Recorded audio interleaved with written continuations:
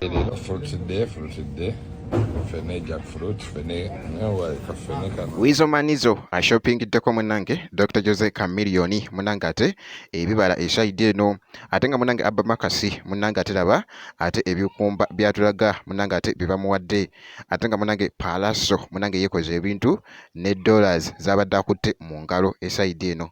Pampita jamina nti sinza kujamina nti yugi ngenda kusaba video ojimpe like omanyi nnaku zino munange tutawanyizibwamuko network ya like bannange aba like mwesorting muteeze network yammwe naye nga ngenda kubeera nga munange ngate nga nkutandisizaawo ngenda kubeera nga nkutandisa n'akatambi aka Wizo Manizo engeri munange gyatulazeemu ku wali abadde munange wali abadde wali mu katale wabula bimusobedde watuse ku kafene nga kalina engeri gye kafaananamu kalinga omuyembe era nga bw'okalaba nga akeetegeeza takategeera naye nga munange era n'atulaga nti no ali mugulako wali ate ku matooke ku Jaka Fruits ate mutwalireko Dr. Jose Chameleone era nga bolaba munange mu katambi awo fulutidde fene jackfruit fene newa kafene kano byebyo ettooke weriri matoki balita matoki loose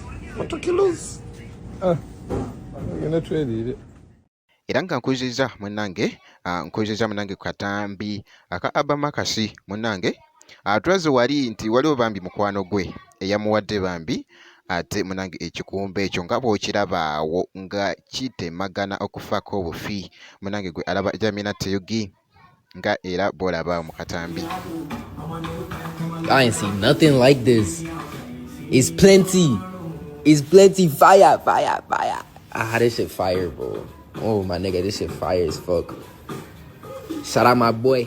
Era nga ku side yemu munange ate waliwo akatambi akabadde katwedinga aka Palaso munange ng'akutte ssente nga kyeyeekola anti bino byabanene muganda wange gwe alaba jamina tiyugi era nga esawundi gy'abadde ataddeko ko wali ku mukutu munange ate ogwa TikTok katambwidde ddala akatambi ako era nga bw'okalaba munange nga wabadde yeekola munange ate ebintu eside eyo ye mwana mulenzi nno ate munange Palaso bweti munange ate bwenkyekizeewo ku bantu bano ngenda kubeera nga nkomawo ne video ate ndala making sure nti no osubscribinga wobeera nga tonaba video osobola ogimpera like n'okusharinga ate nakyo kibeera kitambuya ddala bulungi nnyo ngenda kubeera nga nkomawo ate mu maaso katono nnyo bwe kiti.